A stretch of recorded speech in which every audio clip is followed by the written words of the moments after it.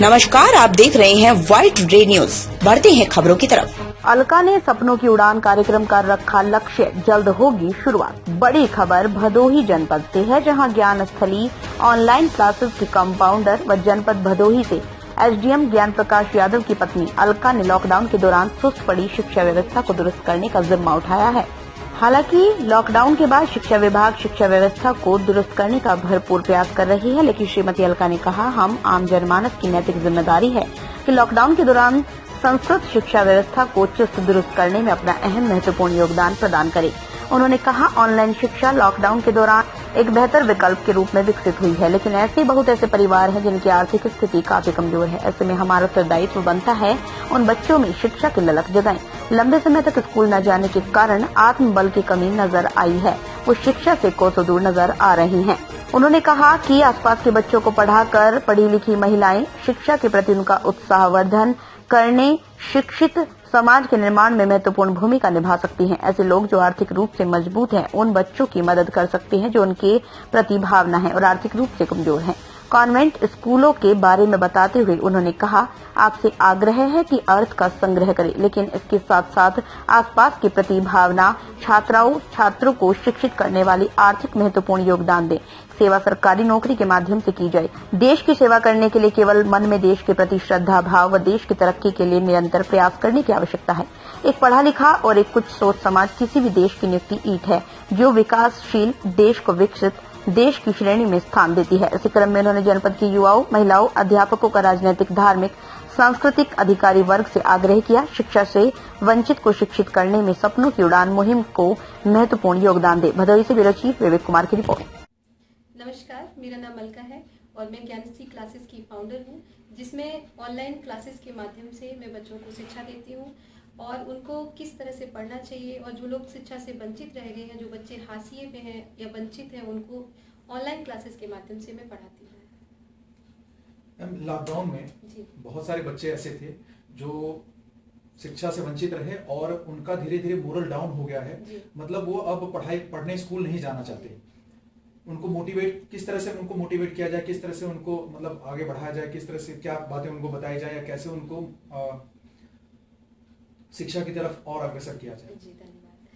देखिए, ऑनलाइन शिक्षा एक बहुत ही अच्छा विकल्प बन के सामने आई है। इस कोविड-19 के समय में बहुत सारे लोगों ने ऑफलाइन से ऑनलाइन की तरफ लोग आकर्षित हुए हैं और बहुत अच्छी तरीके से भी इस चीज़ को किया गया। लेकिन इसमें जो सबसे बड़ी समस्या आई वो ये है कि जो बच्चे हाशिए पे स्थित हैं, जिनके पास मोबाइल नहीं है या जिनके यहाँ इस तरह के साधन नहीं है, उन लोगों के लिए ये बहुत बड़ी समस्या बन के भी सामने आई है। इस वजह से बहुत सारे बच्चों को इस दौरान शिक्षा मिल ही नहीं पाई है, क्योंकि उनके पास ऐसे साधन नहीं थे। बहुत सारे लोग हैं जिनके माता पिता काम करते हैं, तो वो जब घर से बाहर चले जाते हैं तो एक ही घर में मोबाइल होता है, तो वो उसको लेके चले जाते हैं, तो बच्चों के पास कोई साधन नहीं होता है। तो ऑनलाइन उन लोगों के लिए तो बहुत अच्छा विकल्प रहा जिनके पास साधन है, लेकिन जिनके पास साधन नहीं है, जो हाशिए पे स्थित हैं, वंचित हैं, उनके लिए एक समस्या हुई है। तो अब जब बच्चे बहुत डिमोटिवेट हो गए, क्योंकि स्कूल में जब बच्चे जाते हैं तो उनका सिर्फ बौद्धिक विकास ही नहीं होता है, उनका शारीरिक विकास भी होता है, उनके वहाँ दोस्त बनते हैं, वहाँ उनका हर तरह से सर्वांगीण विकास होता है। लेकिन स्कूलों में जब बच्चे नहीं पहुंचे,